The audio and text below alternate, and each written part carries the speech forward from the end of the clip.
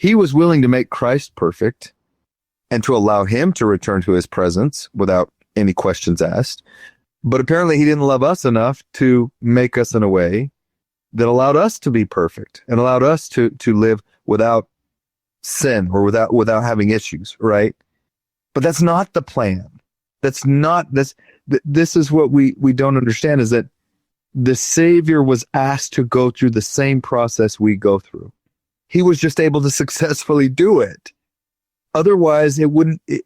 How could we relate to somebody who was just made perfect? He just was able to do it, and he'll never understand us. He'll never fully grasp what we're going through because he doesn't understand us. And that's not the case. That's not the plan. That's not what the Father did. It's not what the eternities dictate.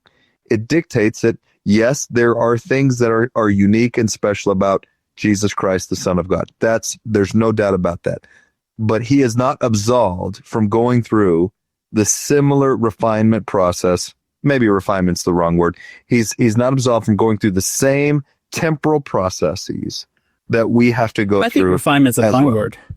Okay, well, I just want to be very careful here. Because we see him being tempted and tried in all things. And we don't get the privilege of his childhood and his youth. And I think that's probably veiled for a reason, because you might find that he was a very typical youth. Yeah.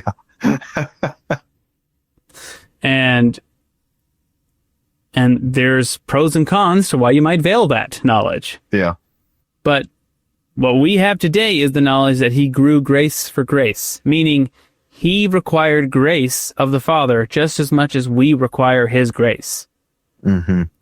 And that does not diminish him in any way. No.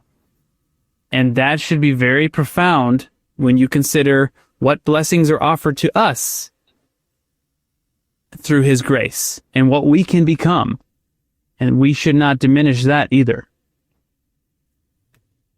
Okay, so he grew grace for grace until he was ready to receive the fullness of the Father. And at that point, when he received the fullness, is when he could be called the Son of God. Not just the foreordained, the promised Messiah, but actually the Son of God. When did that happen? When did he become the Son of God? Well, what this implies to us in the next verse is that happened at his baptism. The next verse is, I, John, bear record, lo, the heavens were opened, meaning authority was granted to be used. The Holy Ghost descended upon him in the form of a dove and sat upon him, and there came a voice out of heaven saying, "This is my beloved Son." We're seeing the scene of the baptism of Jesus Christ, but I'm going to suggest that this is not your typical baptism.